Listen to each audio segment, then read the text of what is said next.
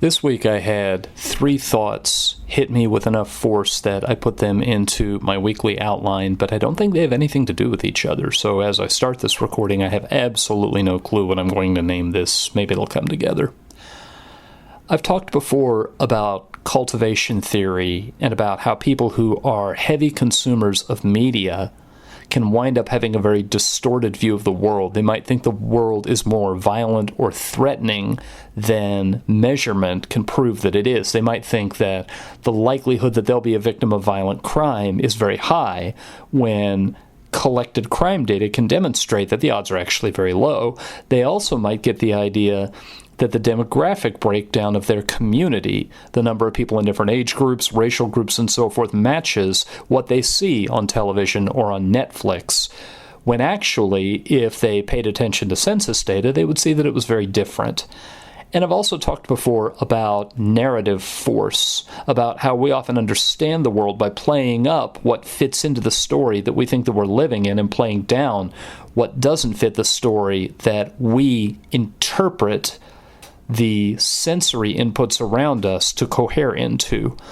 So out of those 2 ideas, I got to thinking over the weekend about parents who are anti-vaccination, and it crossed my mind, I think this is true of parents who are anti-vaccination. I also think it's true of a fair number of parents who homeschool their children, although not 100% of them by any means. But these are people, I would say that the story that they think they're living inside is that for them it's not enough to be a parent. They have to be a heroic parent. And to be a heroic parent, there has to be a threat to their child's safety or well-being that is on the order of a movie villain. And they have to fight off that threat. And if they can identify, if they can find such a threat, or really more meaningfully, if they can construct such a threat, and then they can fend it off, then that is the identity of being a parent that they find satisfying. And I don't know a lot that's reliable about the syndrome of Munchausen by proxy. That's something that was the flavor of the month for a while, I think back in the 90s, and there were a lot of talk show episodes about it. The phenomenon where parents will make up or grossly exaggerate an illness that their child has because then the parent can be the hero for working so hard to keep the child healthy despite this chronic illness or cancer that is in the parent's imagination and was never diagnosed. But if everyone in the parent's social circle thinks that it does exist and the parent is such a hero for taking such good care of the child, then the parent's identity is confirmed. I think at times that people who are so ready to believe in conspiracy theories, they don't just want to be civically engaged. It's not enough to talk to the people that they do life with, the people, I actually hate that phrase, but it slipped out of my mouth. It's not enough that they reach out to the people in their neighborhood, the people that they interact with, and that they talk about problems that everyone faces and contribute their own proposals for solutions or their feedback to other people's attempts to address those problems. It's not enough to do that. Instead, there's got to be an evil machine. There's got to be a team of enemies, and they've got to unite with the people around them, or at least selected people around them that they feel they can trust, because those other people buy into the same narrative, and then they can be heroic in their civic participation. And I think that through mediated programming, in the same way that fast food has fed us salt and sugar and fat, because we crave those things, and we've learned to find food that is missing those ingredients almost flavorless, we get fed a diet of mediated programming, and you know that a story is satisfying when there's a hero that defeats a villain. So you can't parent unless you're a hero, and you can't be involved in civic life unless you are fighting against an enemy. And it's possible that someone else came up with this phrase, and if they didn't, I'm almost ashamed of this phrase because it feels like it's a cliche from right from the get-go. But when you're being dulled to the vibrancy and the satisfaction that's available from just everyday ordinary life, when you're dulled to that by the mediated messages you consume, it almost seems like that's life pornography.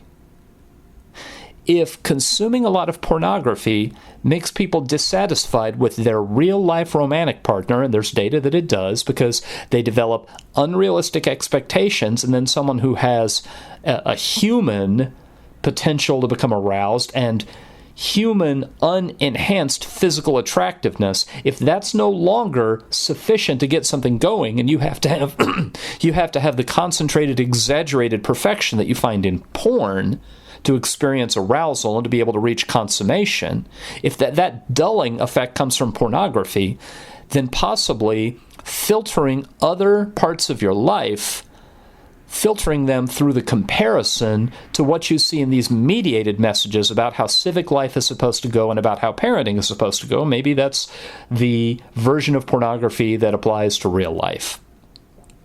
That's one thing that crossed my mind and could be a root cause of what's gone wrong with our ability to have a healthy community. The second thing that I put into the outline, as I think it means something, I think it has some importance. I saw, and I've been seeing news stories like this from time to time ever since November, but more and more there's a little bit of evidence backing them up that there are more and more, we're getting closer and closer to a critical mass of Trump supporters who are losing faith. Trump supporters who are reaching the tipping point, and they are turning loose of being Trump supporters. And one of the first things that occurred to me, and I am so afraid we will get this wrong, what is so important that we get right, is that we focus on restoration. We focus on restoring relationships. That we might disagree with them on some of the issues that have to get worked out, but our shared Americanness, the fact that we are neighbors, needs to be bigger than those issues. It may be that we need to have one-on-one in small conversations, a little public talk about how, yeah, they were a Trump voter and Trump played them. But we could just as easily have been played by a candidate who was very media savvy, who hit all of our buttons. So we don't feel ourselves to be superior to them. We don't feel that they owe us any kind of compensation. And I have known people whose political beliefs line up with mine who say exactly those kinds of wrong things, that we're not going to let them get off easily, that they have to be reminded of how stupid and wrong they were. Otherwise, this progression from George W. Bush to Sarah Palin to Donald Trump has got more steps in it. And I still say that's just absolutely, completely wrong. And my mind goes back to a lot of the talk in World War II. I think that's probably the last conflict in which this kind of talk happened. You might say the same thing happened during the McCarthy era, when what we had to do is we had to be on the lookout for the fifth column. We had to be on the lookout for saboteurs whose job was to artificially sow or plant dissent, to split us up, to use wedge issues to weaken us, to put cracks in our strength.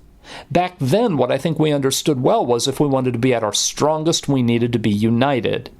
And Hillary Clinton ran for president with the slogan, "Stronger Together," and unfortunately, that slogan was hitched up to a candidate who had some of her own flaws, and also, as I've said before, had been left scarred and damaged by a decades after decades after decades long media campaign, which sadly worked, and which we need to find countermeasures to make sure that doesn't happen again in the future.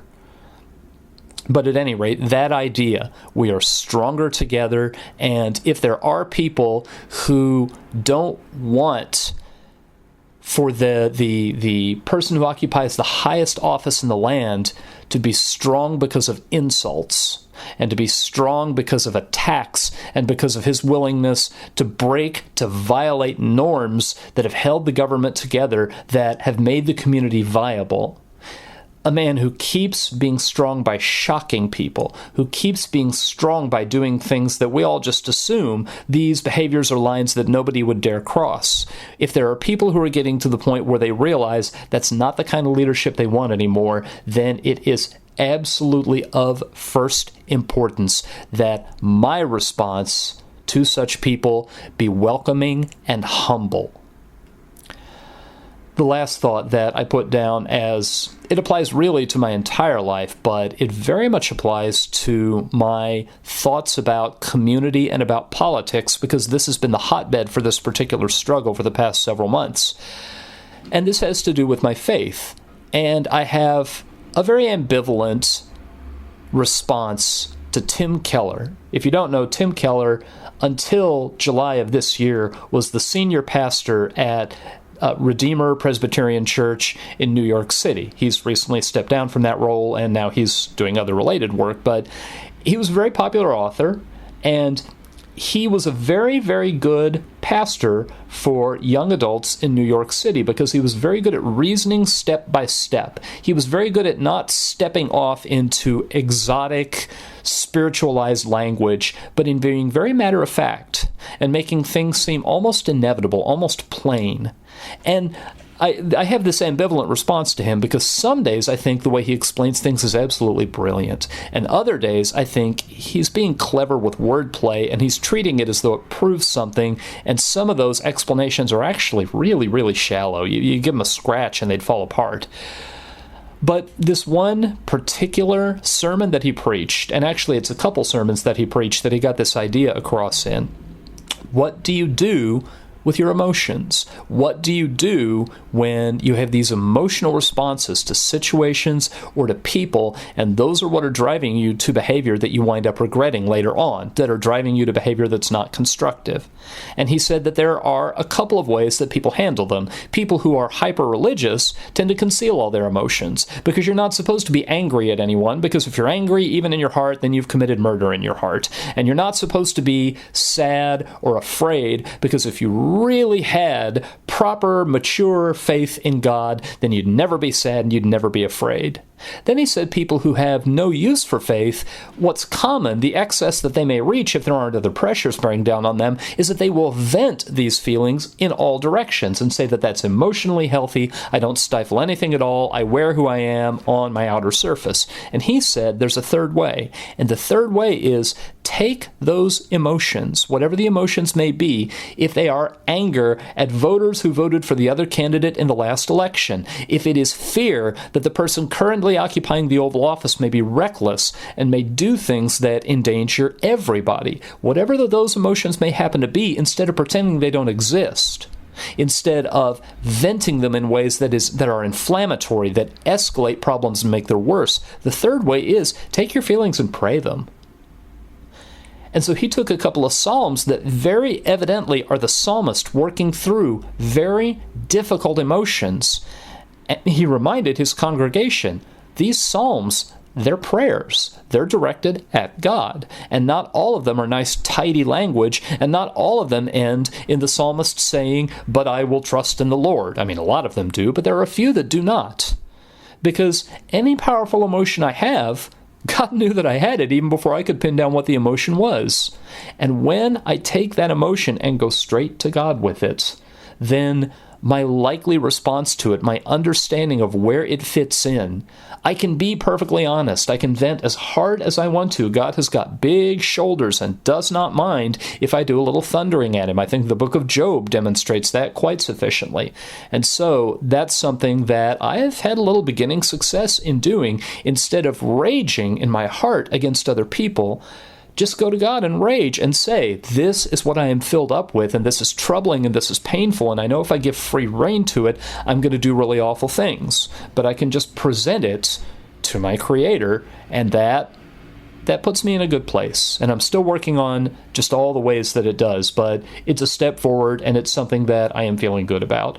And it could be that if, well, I don't know.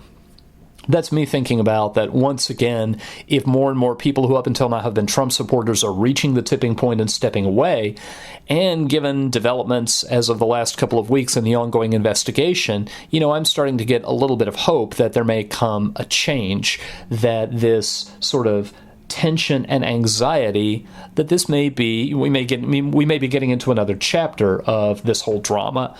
But I don't know, that's probably premature, and that's probably wishful thinking and naive, so if it happens, it'll be a pleasant surprise, unless, of course, it's a change for the much worse, which I gotta hold out the possibility that might be true.